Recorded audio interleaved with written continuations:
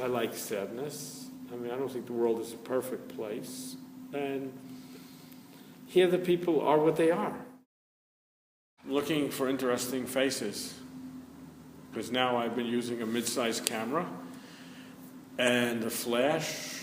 My assistant has to hold a flash because the camera is very precise.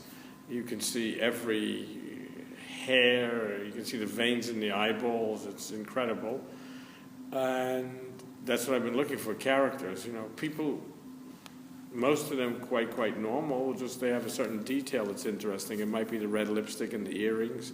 But my pictures, we try to get an intensity in the eyes or sadness or something, you know, to separate my subject from the other people on the street, okay? The factories in London, I would say, aren't as interesting visually, the faces, as people in the Midlands.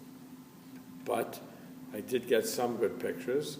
And Midlands is a place that I like to photograph because it's one of the few places left, you know, especially compared to New York or London or many other areas that I've been, where there still is a little individuality left. The people here have character, and they're proud of where they come from.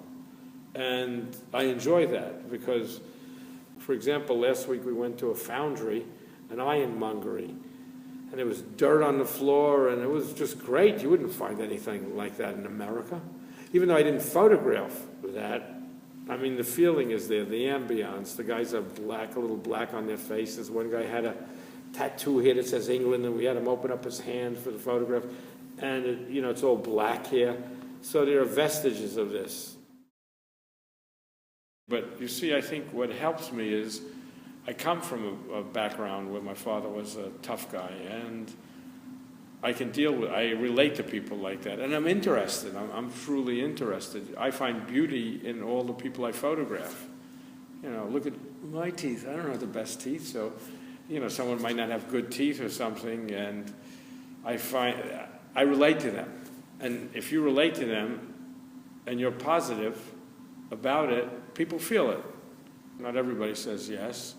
And I have a lot of humor. So I make a lot of jokes, and also I'm very blunt.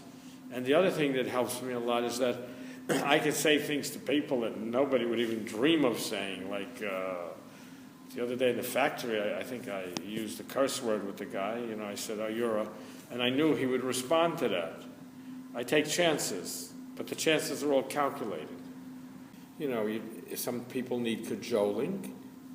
You know, they might not want to, oh, come on, listen. We're doing it for Multistory. This is an archive. This is a record of history. You know, this thing is disappearing. You know, you have to talk fast. And you don't ask them.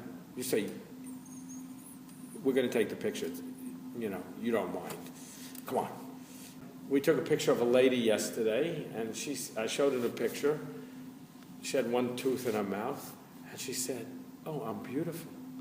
So, I mean, you know, I found that fascinating, okay? And she liked the picture very much. And we always offer that if you want to call Multistory, you get the picture for free. I'd like people to see themselves, but their response is not going to be based on what I would consider makes a good photograph or not such a good photograph, because they don't have my vocabulary. So, of course, the best pictures generally are the ones that there is a certain relation between you and the subject, something you feel.